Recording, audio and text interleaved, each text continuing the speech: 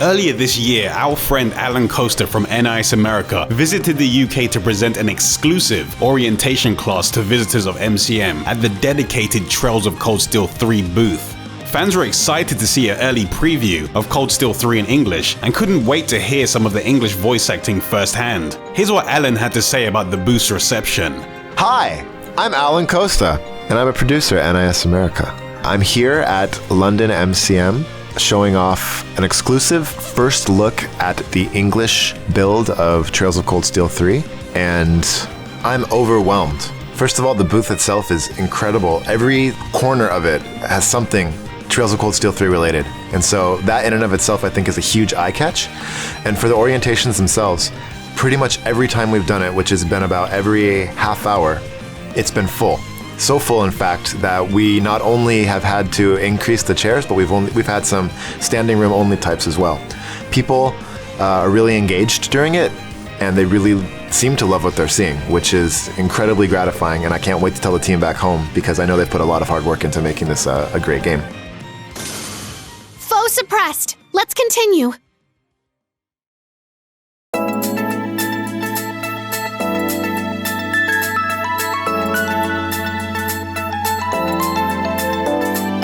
Even though the presentation was still showing a very early version of the game, Alan did talk about the progress of Cold Steel 3 and the state of the game's localization at the time. The reason I pointed out that we're still in localization is because we received a complete English debug build, which means that rather than it not being content complete, it's that there's still some issues with some of the nameplates are still in Japanese. There's some issues with punctuation, there's some overflow, so just kind of minor things in a way, actually. In terms of the voice acting and the text itself, it's all been complete. Voice acting is all recorded, so at this point we're receiving builds that are content complete, and now we're just ironing out the kinks. He also went into a few more details about how they find the right voices for the characters in the game.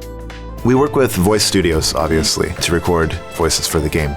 It's pretty much like any normal theatrical or film production in that we work closely with the voice studio. We give them detailed character bios, and then with the voice studio, we cast. We receive lots of different voice clips from people to make sure that, we believe that they have the type of tone and voice and character to be able to represent this character faithfully and appropriately to who they are. And so it's a very detailed process. It takes a while. There's a lot of internal back and forth. Sometimes people are really set on one person, and sometimes you might have someone else who says, no, I think it should be the other. But all of that, I think, serves the final product in terms of creating a really high quality and a really high standard for that English voice acting. Yeah, it's not like things are going to be different for us just because our instructor's famous. Oh yeah?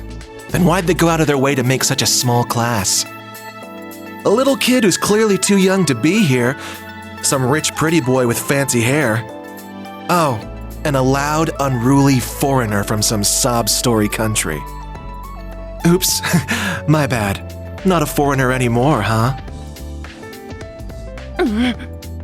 But I think this is the game with the most voices that we've ever done before. And what makes it additionally challenging is that a lot of these characters are returning from past installments. And so obviously you want to make sure the same people are cast over the same voices. So we've worked really closely with the studio to ensure that happens. And in, I think about every case except for one, as far as I'm aware, we were able to do that.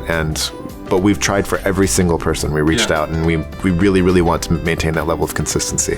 Managing that many people is difficult, but again, because we work so closely with the voice recording studio, they're pros, and they're able to really help us and make sure that everything, maintains consistency and scheduling and, all the nuts and bolts and kind of things like that as well.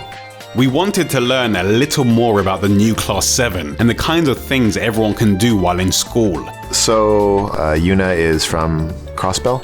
Crossbell was a nation that was annexed by Erebonian, which means that she does not have great feelings towards the Erebonian Empire, which she makes very clear when you first meet her. Kurt is part of a famous noble family, and he's got pretty deep backstory, so I won't get into too far, but he's one of the problematic nobles that was mentioned. And Altina is, she's a long-standing character of the series, and Altina is Altina, so she kind of has her own motives and reasons for being there. So there's lots of different things that can be done. Obviously, one is the bonding events. which you learn more about the characters and what they're doing. There's also a lot of mini games and things where you can participate in. I guess the students have a fairly balanced student life. I mean, they're doing, like, for example, one of the ones is Kurt is choosing which club he wants to join, and they play chess together and things like that. So yeah, it's not just strictly, school, or beating up monsters or what have you. I don't know what the hell kind of school that is, but... Now! I'll end it. The NIS America team have been releasing more information surrounding the game and its production. This has ranged from trailers that introduce the characters, panels that share additional information about the game's localization and voice acting process, and the Falcom president and producer of the Cold Steel series, Toshihiro Kondo, has even visited the US to talk to fans and respond to their questions. But Alan had a few more things to share about their plans to introduce more people to Cold Steel 3. In terms of all of the content that we have coming out, there's tons of ways for fans to find out about this game. Existing fans will probably be most interested in looking out for the new trailers just so that they can see how things are coming, as well as following our official channels like, Twitter and Facebook. New fans are probably going to want to look at the website. There is a lot, I know we'll talk about that later, but there's a lot of content on that website to really acclimate yourself with what Trails is. Beyond that, you made a really astute observation about how we've kind of pushed out marketing up until now, and we believed it was really important, like you said, to kind of focus on those existing fans of the series. They're the ones who carried the series along up till now.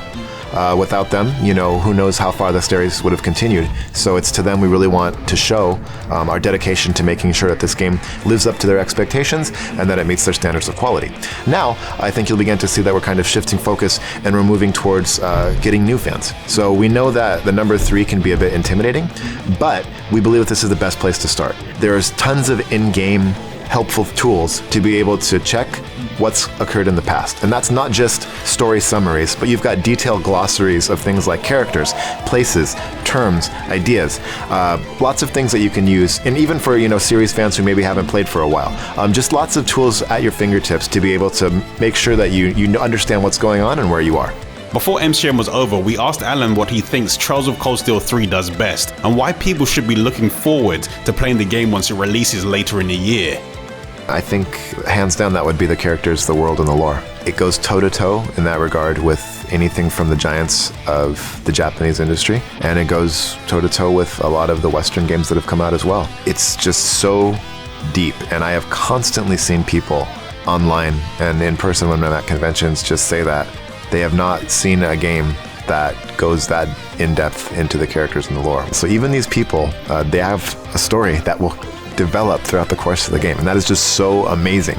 This is something that, as a player, you don't even have to talk to these people if you don't want to, but that kind of care was put into this game and this world, and it really shines through, and it makes it feel alive. Like you end up caring about these characters and these people, and that's really the hallmark, I think, of good fiction, is that you care. You want to see what happens next, and you wish you could, meet these people on the street and have a beer with them, or in some cases punch them in the face for what they've done. But by and large, you have an emotional investment in what's happening, and Trails delivers that in spades.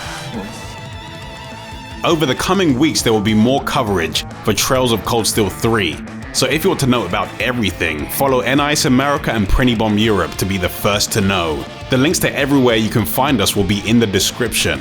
And if you want to see more of our videos about NIS America games, remember to subscribe to our YouTube channels. Thanks for watching, and we'll see you in the next video.